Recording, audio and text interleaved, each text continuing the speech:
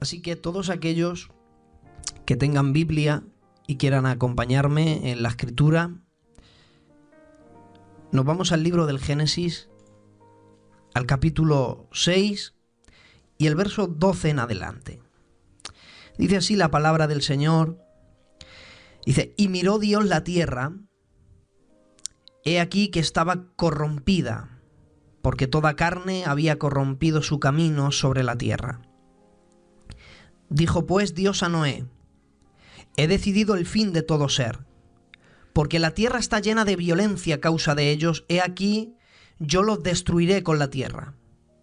Dios le dice a Noé: hazte un arca de madera de gofer, harás aposentos en el arca, y la calafatearás, o la misma palabra sería, o la cubrirás, con brea por dentro y por fuera. Y de esta manera la harás: 300 codos la longitud del arca, 50 codos su anchura y 30 codos su altura. Y una ventana harás al arca y la acabarás a 1 codo de elevación por la parte de arriba, y pondrás la puerta del arca a su lado. Y termina diciendo: y le harás piso abajo, un segundo y tercero. Que Dios bendiga su santa palabra en nuestros corazones en esta noche, pidiendo al Señor que sea quien tome el control de las ondas por las cuales se transmite el sonido, y que Dios pueda bendecir a todos los oyentes en esta noche. Hemos leído una escritura, o parte de la escritura muy interesante, donde para poder ubicarnos, lo primero que he de decir es que por encima de todas las cosas, quiero que sepan que Dios es soberano. Y que Dios es soberano es que Dios puede hacer lo que quiera, cuando quiera, como quiera, de la manera que quiera, usando a quien Él quiera, porque Dios es soberano. En su soberanía, Dios no está obligado a dar explicaciones al ser humano. Él no está obligado a convencer al ser humano antes de hacer algo, porque como creador, Él es dueño de su creación, y Él puede ministrar con su creación y hacer lo que quiera, y no está obligado a dar explicaciones al hombre. Dios determinó exterminar con todo ser que respirase, y como Dios iba a acabar con todo, era con un diluvio de aguas. Dios no estaba obligado a dar explicaciones. Pero es que lo maravilloso de Dios es que no solamente Dios es soberano, sino que Dios es un Dios de gracia y de amor infinito. Y aunque no está obligado, como Dios no es Dios de confusión, Dios nos quiso dejar en la Biblia el motivo de por qué Dios trajo el diluvio a esta tierra. El motivo lo hemos leído. Dios dijo: he determinado el fin de todo ser, porque la tierra está corrompida. Todo el designio del corazón de los hombres y su pensamiento es de continuo el mal.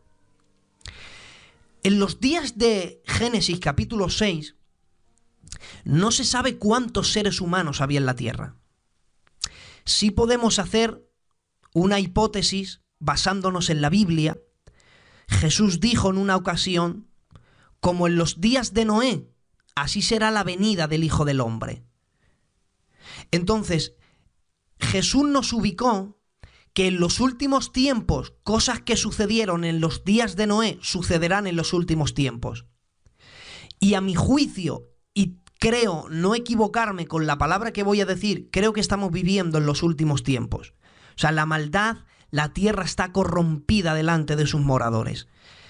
Y si hay algo que comparte este tiempo con el tiempo de Noé, es una multiplicación de seres humanos en la tierra. Actualmente hemos superado los 7.000 millones de personas. Realmente no sabemos el número de cuántos seres humanos había en Génesis capítulo 6. Pero seguro que superaban los cientos y rozarían e incluso podrían ser millones. Porque la Biblia dice que la tierra se había multiplicado cuando los hombres comenzaron a multiplicarse sobre la faz de la tierra. O sea, había cientos, miles, quizás millones de personas en la tierra. Pues la Biblia dice que todos los moradores de ella se habían corrompido. Dios desde el cielo, con sus ojos santos como de llama de fuego, contempla la tierra. La tierra está sumida en una tiniebla y oscuridad. Esa tiniebla es producida por la maldad de los seres humanos. Pero miren qué maravilloso es Dios. De miles, cientos, quizá millones de personas que estaban todos corrompidos, Dios ha visto que del mundo de tinieblas hay una pequeña luz que sale de la tierra. Esta luz es un brillo de esperanza. Este brillo de esperanza nace del corazón de un ser humano llamado Noé. La Biblia dice que Noé era justo, era perfecto y que caminaba con Dios. Y Dios, de entre los miles de seres humanos que habían corrompido, Dios entresaca al justo. Porque si hay algo que deberíamos aprender de Dios es esto. Cuando Dios hace un juicio de valores, lo hace correctamente. Es decir, que antes de que Dios dijera, yo no tengo por culpable al inocente, lo demuestra. O sea, antes de él decirlo,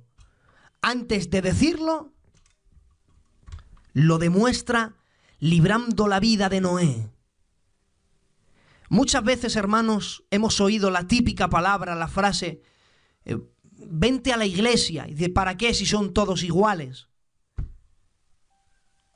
Y meten en el mismo lugar a todos, pero no todos son malos. Jesús nos enseñaría que es una mezcla de trigo y de cizaña, pero el hombre que no sabe hacer juicio de valores juzga a todos por el hecho y el comportamiento de uno, pero Dios es diferente. Dios sabe apartar a los santos de los impíos. Y Dios dice, Noé, toda la tierra está corrompida, pero yo he decidido salvarte.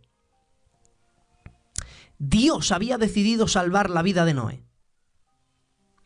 Pero para que Noé se salvara y que se salvara su mujer, sus hijos y sus nueras, Noé tenía que hacer algo. Fíjense que no era suficiente que Dios quisiera que él se salvase. Si Noé quería salvarse y no morir con los hombres que murieron en el diluvio, él debía hacer algo, y era construir un arca. Por eso desde el primer libro, que es Génesis, en el hebreo Bereshit, el comienzo, los orígenes, desde el principio, ya veíamos una base que rompe con toda doctrina calvinista. Y la doctrina calvinista enseña que Dios ha decidido la salvación por el ser humano. Pero miren, Dios había decidido salvar la vida de Noé, pero si Noé no construye un arca, Noé muere en el diluvio con todos. Entonces, para la salvación, la Biblia dice que Dios no retarda su promesa. Él es paciente para con nosotros, pero Él no quiere que nadie se pierda. Entonces, Dios quiere que todos los seres humanos se salven. ¿Por qué razón no todos los seres humanos se van a salvar? Porque la última palabra la tiene el ser humano. Dios quiere librarte del juicio que viene a este mundo y es peor que el diluvio universal. Esta vez no será de agua, será de fuego. Pero si quieres librarte del diluvio que viene a este mundo, del juicio que viene a este mundo, no basta con que Dios quiera que estés en su regazo. Es que es el tiempo que construyas un arca de salvación. A menos que Noé no obedeciera a Dios, no había salvación posible. Y miren cómo es Dios. Noé, yo quiero que te salves. Construye un arca. Pero Dios le tiene que dar el modelo, el diseño, tiene que escoger Dios el material, le tiene Dios que decir cómo es que tiene que hacerlo, cuántos pisos tienen que ser, cuántas puertas, cuántas ventanas. Dios tiene que decir todo. No era suficiente que Dios le dijera a Noé, mira Noé, va a venir un diluvio sobre la tierra, construye un arca. apáñatelas, como tú quieras. Dios no podía decir eso. Por una razón muy sencilla. Porque lo que iba a ocurrir si Noé se salvara era una obra divina de redención. Y como era una obra de redención, de salvación, Dios no la podía dejar en las manos de Noé. Porque Noé nunca hubiera averiguado dónde estaba el secreto de su salvación. Si Dios no le dice cuáles son las medidas del arca, cómo es que tiene que hacerlas y de qué material tiene que ser, Noé jamás construye el arca. Pero Dios le tiene que dar el secreto. Por eso, el secreto de nuestra redención, Dios no la dejó en las manos de los hombres. Porque los hombres ni éramos capaces de haber encontrado la salvación por nosotros mismos. Por eso, como no es una obra humana, tuvo que ser una obra divina. Por eso la Biblia dice que Dios se hizo hombre, habitó entre nosotros. Y vimos su gloria como la del unigénito del Padre, llena de gracia y de verdad. Nunca hubiéramos averiguado que el secreto de la salvación del hombre era que Dios se hiciera hombre, que tuviera una muerte humillante hasta la muerte de cruz, muriese, resucitase y ascendiese al Padre en gloria. Nunca el ser humano hubiera averiguado que el secreto de su salvación era morir en una cruz. Nunca lo hubiéramos averiguado. Por eso la redención es una obra divina. Por eso es que Dios le dijo: mira, Noé, tienes que construir un arca, pero no puede ser el arca que tú quieras, el arca que tú escojas, de la manera que tú quieras. Si te quieres salvar, tienes que construir un arca, pero tiene que ser a mi manera. Porque la vida cristiana no es a la manera del hombre, es a la manera de Dios. Y como es que tienes que construir tu vida cristiana, no es en tus preceptos, es en los preceptos de Dios. Si tuviéramos que construir una vida cristiana por nosotros mismos, pues entonces al que nos ama le amamos y al que nos odia le odiamos. Pero Dios dice: amad a vuestros enemigos y bendecid a los que os maldicen. Orar por los que os persiguen y os ultrajan. Eso es una locura para el hombre. Pero benditas locuras que nos hacen construir un arca de salvación. Y miren, si había material para construir el arca, Dios le dice: Noé, construye un arca de madera de gofer.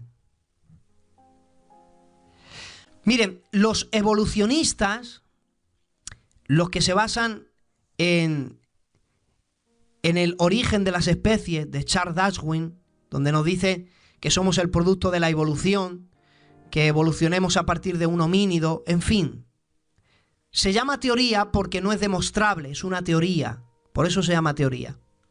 Ellos enseñan que hubo una era en la que la llaman la edad de piedra. Pues la Biblia podemos ver que eso no existe. O sea, no existió una edad de piedra. En Génesis capítulo 6 era cuando Dios le dice que construye un arca. En Génesis capítulo 4 ya la Biblia nos hablaba de un hombre llamado Tubal-Caín que trabajó con el hierro y con el bronce. O sea, antes del diluvio, los antidiluvianos ya trabajaban con metal. Por eso es que no existió la edad de piedra. Digo esto porque había materiales más duros que una madera. Dios podía haberla dicho: haz un arca, pero hazla de bronce, porque trabajaban con el bronce, o de hierro. Pero Dios dice: tienes que hacer un arca, pero tiene que ser de madera de gofer. Yo soy muy curioso y he intentado investigar qué clase de madera es la que Dios le dijo que utilizara. Hay dos teorías. Una de ellas la voy a decir, aunque no tiene fundamento, pero yo la digo también. Una de ellas dicen que esa madera ya no existe, que es antidiluviana. Bueno, esa teoría no tiene fundamento porque si no existe, ¿cómo sabes que era esa madera? Pero la segunda teoría ya es más convencible. La madera de gofer, según los que estudian la madera, dicen que es una madera que es muy parecida a la madera de ciprés. Es casi idéntica, lo que tiene una connotación diferente. Y es que esta madera es tan sensible que si la sumerges en agua, termina pudriéndose. Y ahora es cuando muchos oyentes me podrán decir: Eugenio, te acabas de volver loco. ¿Cómo Dios le va a decir a Noé: construye un arca de madera de gofer con un material que es tan sensible que el agua llega a pudrirla? ¿Por qué razón Dios le dijo que construyera un arca con una madera que el agua la pudre para soportar un diluvio de aguas de 40 días y 40 noches? ¿Esto sabes cómo lo he llamado yo? Lo he llamado la primera locura de la Biblia. Porque es una locura. Dios lo dice: construye un arca. ¿De qué material? De madera de gofer. De esa madera tan sensible que el agua la pudre. ¿Y qué va a venir? Agua sobre la tierra. Esto es una locura. Pero es que el secreto de nuestra salvación está en obedecer locuras. Si obedeciéramos las locuras de Dios, veríamos más milagros de Dios. Cuando Dios manda a conquistar la tierra de Canaán y ellos van a conquistar Jericó. Jericó era la ciudad más fortificada e importante de Canaán. Y Dios le dice: ve a conquistarla. Muy bien, Señor, le dice Josué. ¿Con qué armas? Con ninguna. ¿Espadas? No quiero espadas. Bueno, jabalinas tampoco. ¿Y entonces con qué vamos? Con nada. Llevar el arca y dar vueltas. Eso no era una estrategia de guerra. Eso era una locura. Así no se conquistan ciudades. Imagínate las veces que Jericó se reían del pueblo de Israel, de los sacerdotes, de los levitas, cuando daban vueltas en la ciudad de Jericó. No es una estrategia de guerra, eso es una locura. Pero oigan, aquellos que se atrevieron a obedecer una locura de Dios, 7 días después vieron como los muros de Jericó cayeron frente a ellos. Yo no sé qué muro está impidiendo en su matrimonio. Yo no sé qué muro está impidiendo en su vida cristiana. Pero deberíamos obedecer las locuras de Dios de vez en cuando. ¿Y sabes qué es una locura? Una locura es vivir en santidad. Los hombres lo tachan de locura.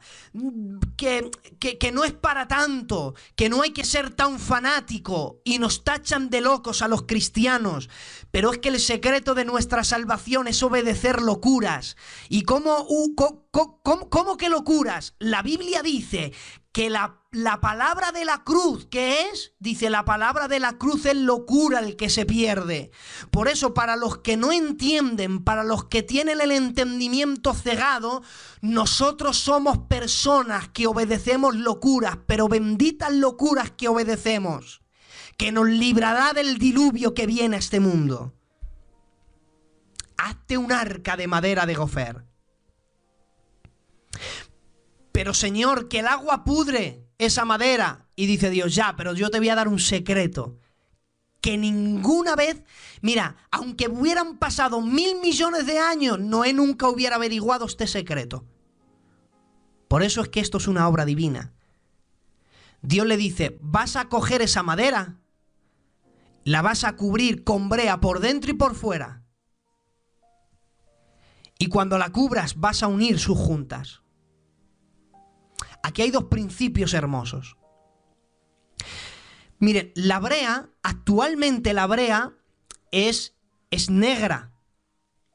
De hecho, la brea actual de la actualidad es el alquitrán, lo que se usa para las carreteras. Pero en el mundo antiguo, la brea era una sustancia roja oscura que provenía de un árbol. ¿Cómo es que sacaban la brea? Tomaban un árbol, lo partían, lo pelaban, lo prendían fuego y lo golpeaban. Y lo que salía de aquel árbol, la sustancia, eso era la brea, de color rojo oscuro.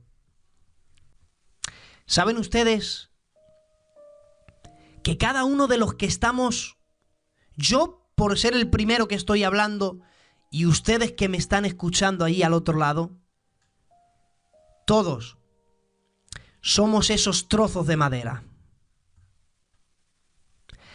Cada uno somos un trozo de madera, débiles. El ser humano es tan débil, somos tan débiles, mis amados, que la Biblia tiene que decir: corto de días y ansiado de sinsabores es la vida del hombre. Es tan rápida que como un soplo pasan sus años, como una sombra. Es como la hierba del campo que crece, sale el sol, la da, se prende fuego y desaparece. Es tan débil que dice la Biblia 70, 80 años los más robustos, con todo y eso, pesar, angustia, dolor. Somos tan sensibles que un dolor de cabeza nos mete en una cama, se nos quitan las ganas de adorar a Dios. Somos tan sensibles que no sabemos cuándo es que vamos a partir. La semana pasada, Madrid, hermanos, fue la zona de Madrid. Se despertó y la noticia de por la mañana partió su corazón. Un hermano de 53 años de edad, un obrero de la iglesia de San Fermín, de la noche a la mañana, hermanos, le da un dolor y parte con el Señor. Esa es la debilidad del ser humano. Somos tan débiles que cualquier problema nos hubiera hundido. Somos tan débiles que cualquier diluvio de problemas hubiera acabado con nosotros. Pero ¿por qué razón los problemas no acaban con nosotros? ¿Dónde está el secreto para que en medio de las circunstancias que no entendemos, mantenernos fiel en Dios? El secreto está en que te cubras no de una brea, pero sí que te cubras de algo que casualmente también es rojo. Y no que proviene de ningún árbol, sino que la Biblia dice, como en el libro de Isaías capítulo 53, Jesucristo fue cortado de la tierra de los vivientes y sobre él cayó el fuego justiciero del Padre en la cruz del Calvario. A base de tantos golpes que le dieron al caballero en la cruz del Calvario, brotaba de él no brea, pero sí brotaba de él su sangre preciosa, que casualmente también es roja. Y saben, los problemas nos hubieran hundido de la misma manera que el diluvio hubiera destrozado el arca de madera de Gofer. Pero ¿qué le hacía indestructible al arca de Noé? Le hacía indestructible este secreto: cubiertos con la brea, se convertía en el material más resistente al agua. Quiero darte una noticia a las 12:03 de la noche. Quizás has intentado vivir con Dios y cada vez que te encuentras con un diluvio te destroza. Te voy a dar un secreto para permanecer fiel. Te invito a que te cubras de la sangre de Jesucristo, porque cuando te cubres de la sangre del Cordero, no hay diluvio que pueda detenerte. Quizás has intentado vivir tu vida sin Dios. Yo te invito a que vivas tu vida, pero esta vez de su mano. Vivimos la vida caminando sobre las aguas y llega un viento y nos hundimos como Pedro. Pero yo te invito a que alces tu mirada y le digas: Señor, me hundo en mi problema en el mar. Y yo te aseguro que Dios vendrá caminando sobre las aguas y Dios extenderá su mano y te levantará. Y oigan, si hay algo curioso de ese pasaje, es que mientras Pedro caminaba sin Dios se hundió, pero cuando iba de la mano del maestro, el mar no se atrevió a tragarse a Pedro, no se atrevía porque Dios le tenía de su mano. Yo no sé si estás viviendo la vida cristiana y estás intentando afrontar el diluvio, hermanos. Esta vida es un diluvio, desde que te levantas hasta que te acuestas. Cuando no es un problema es otro. Amanecemos con un problema y nos dormimos con otro. Pero ¿qué es esta esta vida nada más que problemas y dolor. Pero ¿cuál es el secreto para mantenernos en paz? El secreto es que te cubras de la sangre de Jesucristo.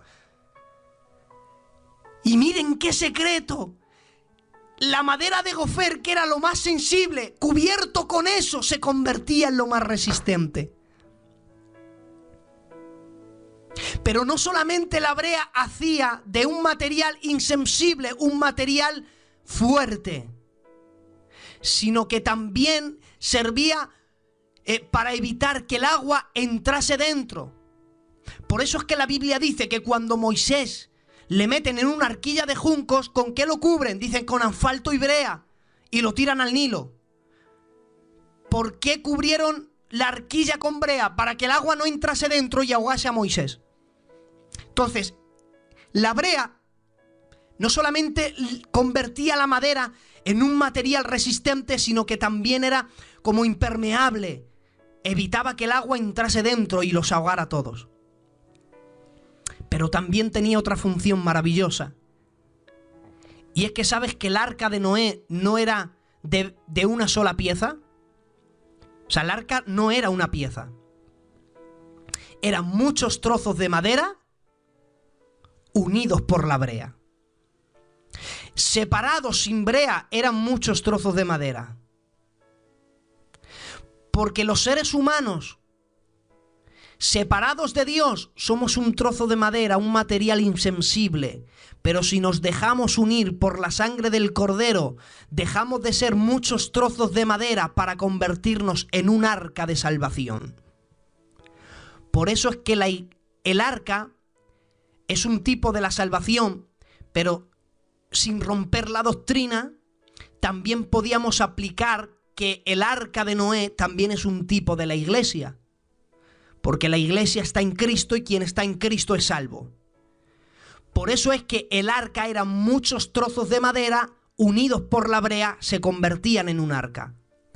La iglesia somos muchos trocitos de madera. Todos aquellos que están unidos por la sangre del Cordero construyen una sola iglesia, un arca de salvación. Y miren qué arca. Un arca que nosotros tenemos la imagen de las películas. Algo marrón muy grande sobre la superficie de las aguas. La brea era de color rojo, oscuro pero rojo. Y tenían que cubrirla por dentro y por fuera. Entonces, entre la madera, lo más que se veía, cuando los hombres que morían en el diluvio veían algo rojo sobre la superficie de las aguas. Los de dentro que no morían miraban al arca y lo veían rojo también. Oscuro pero rojo, como el color de la sangre. Es decir, que el arca daba la misma imagen a los que se morían en el diluvio y también a los que se salvaban dentro. Por eso digo que el arca también es un tipo de iglesia. Porque la iglesia que se ha dejado moldear por Jesucristo y aquellos hombres que se han unido por la sangre de Jesús dan la misma imagen a los de afuera que a los de dentro. O sea, no tienen 20 imágenes. Dan la misma imagen a los de dentro que se salvan y a los de afuera que viven en condenación. Y el arca era impresionante. ¿Saben ustedes que hasta el año 1884 no se ha construido un buque más grande que el arca de Noé? Era una maravilla. Los ingenieros navales dicen que es una maravilla.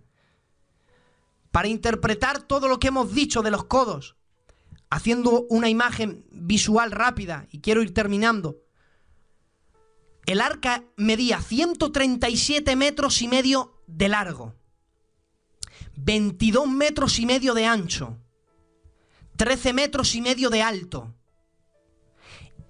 En la superficie, su superficie era de 10.000 metros cuadrados.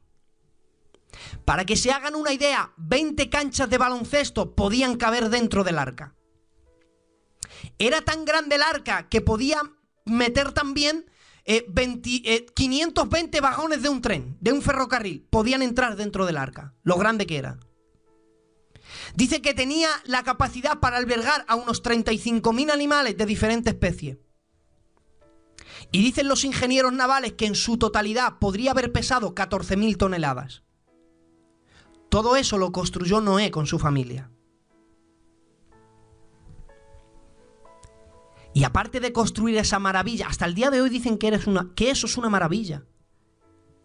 Dios le dice: Noé, haz una ventana. No la pongas abajo, ponla en el piso más alto. Voy a pasar este punto. También le dice: coges la puerta y la pones en un costado. Vaya, hombre, no podía ser delante, tenía que ser en un costado. Todos aquellos que querían librarse del diluvio tenían que entrar por una puerta, que la puerta estaba en un costado. No es casual que el caballero de la cruz con una lanza le abrieran el costado. Y no hay otro modo para librarte del diluvio que entrar por ese costado. Y Dios, que no dice nada por decir, Dios le dice: vas a hacer una ventana en lo alto, vas a poner una puerta al lado, pero la vas a hacer de 3 pisos. Son las 12:11. Les voy a robar 5 minutos más y así termino. Dios no dice nada por decir. La vas a hacer de 3 pisos. Yo soy muy curioso, me gusta investigar. Si Dios dijo 3, tenía que ser por algo. ¿Por qué Dios no dijo 2 o 4? Tuvo que decir 3. ¿Por qué la razón de 3 pisos? ¿Saben que el número 3 en la Biblia siempre está relacionado en la obra de Dios?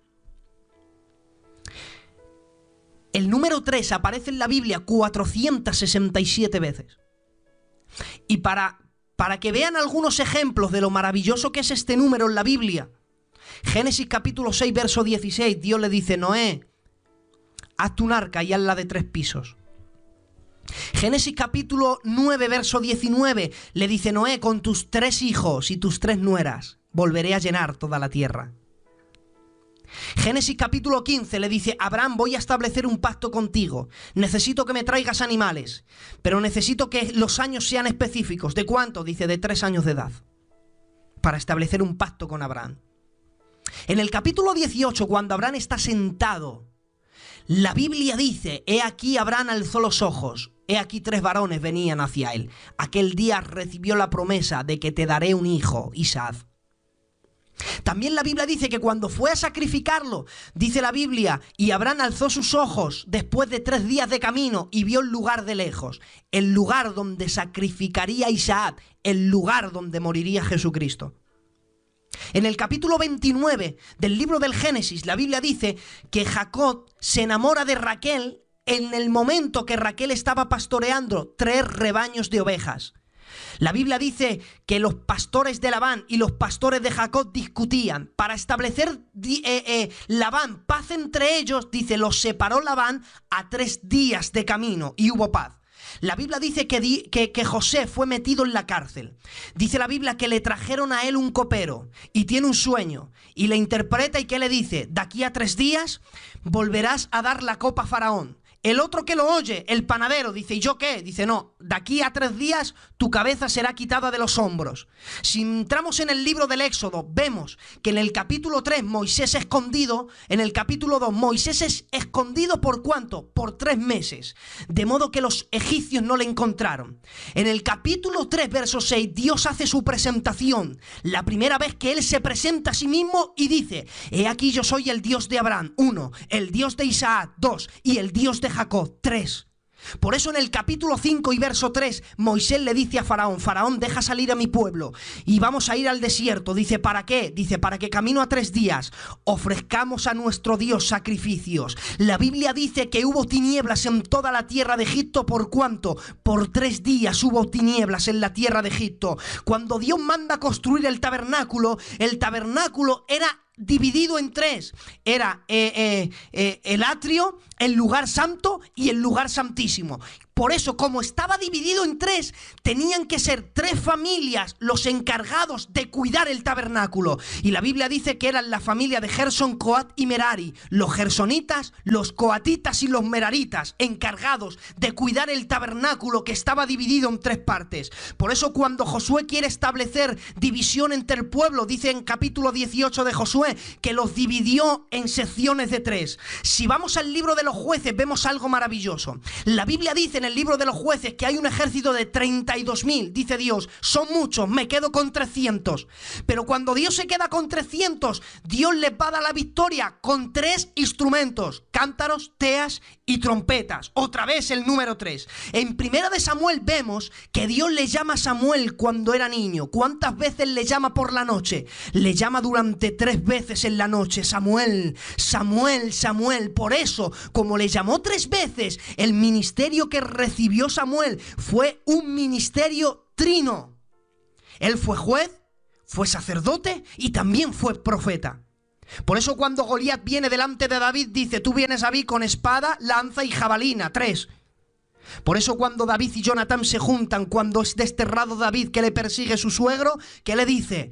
Dice: y se inclinó ante su amigo y lloró mucho durante 3 veces. La Biblia dice que nadie quería el arca y escondieron el arca de la alianza en la casa de Obed-edom. ¿Cuánto tiempo? Dice, lo escondieron 3 meses y bastó Dios 3 meses para que, dice la Biblia, la casa de Obed-edom fue prosperada. Vemos en el libro de Jod, casi todo el capítulo, que aparecen 3 amigos de Jod. También en el libro de Daniel aparecen los 3 amigos de Daniel. Por eso el sabio más sabio, Salomón, dijo: hay 3 cosas que son ocultas, hay 3 cosas que alborotan la tierra, hay 3 cosas que son hermosas al andar. Por eso en el libro de Isaías se tiene que desvelar el secreto de Dios elevado a la 3ª potencia. Y en el libro de Isaías capítulo 6 Dios, los serafines tienen que cantar: Dios es santo. 1, santo. 2, santo. 3, Dios es santo, santo, santo. Por eso en el capítulo 40 Dios le dice a Isaías: dile a mi pueblo Isaías que me bastan 3 dedos para juntar todo el polvo de la tierra. ¿Cuánto tiempo estuvo Jonás dentro del pez? ¿Cuánto? 3 días y 3 noches, clamando a Dios desde lo profundo de la tierra. Si entramos en el Nuevo Testamento, yo no sé cuántos magos vinieron al pesebre, pero lo que sí sé es que trajeron 3 pesebres. Trajeron presentes, trajeron oro, incienso y también mirra. Dios había escogido a 70 discípulos. De 70 se marcharon muchos, se quedó con 12. De los 12, Dios tenía un grupo entre ellos, ¿de cuánto? De 3, Santiago, Pedro y Juan. Ellos vieron más gloria que los demás discípulos. Por eso en el monte de la transfiguración la Biblia dice que los que están abajo miran al monte y ¿cuántos personajes ven? Ven a 3, ven a Moisés, Elías y a Jesucristo. Cuando Jesús está arriba y mira abajo, ¿cuántos discípulos hay con él? Hay 3 discípulos acompañándole. Por eso Pedro dice: vamos a hacer 3 enramadas. Yo no sé, hermanos, pero cuando Pedro le niega, le tiene que negar 3 veces. Por eso son 3 preguntas las que tienen que restaurar a Pedro. Pedro, ¿me amas? Y si ya no vamos a la cruz del Calvario, quiero que cierren sus ojos. Estoy terminando. Por favor, intenten visualizar desde abajo y miren al Gólgota. ¿Cuántas cruces hay allí? Hay 3 cruces. 2 ladrones. Y en medio, mi Señor. ¿Dónde fue clavado Jesús? En una cruz que tiene altura, profundidad y anchura. Otra vez el 3. ¿Cuántos clavos le sujetaron en la cruz? No 2, como dicen los testigos de Jehová. 3 clavos le sujetaron en la cruz del Calvario. La Biblia dice que hay un edicto por el cual es condenado. He aquí el rey de los judíos. ¿En cuántos idiomas fue escrito? Tuvo que ser escrito en 3 idiomas. La Biblia dice que hubo tinieblas en toda la tierra. Pero cuando desaparecen las tinieblas, a las 3 de la tarde desaparecieron las tinieblas. Y es verdad que Cristo murió.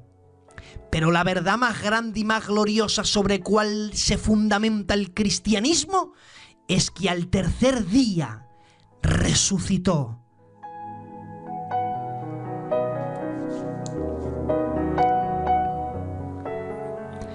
El 3 siempre lo hemos visto relacionado con Dios.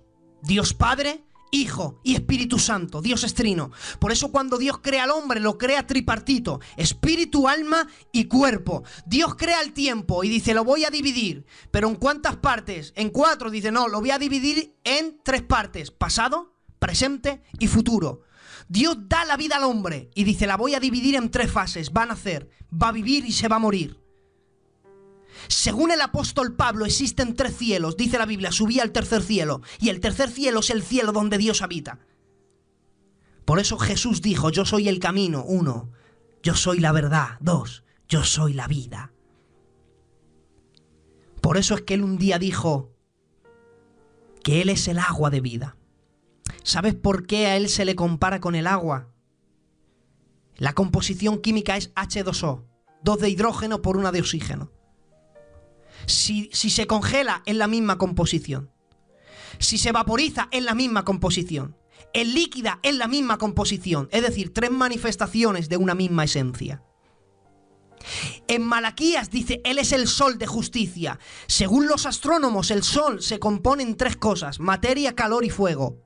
3 manifestaciones de una misma esencia. Así es Dios. Por eso el 3 no es casualidad. Por eso existen 3 niveles de fe: el que no tiene fe, el que tiene poca fe y el que tiene mucha fe.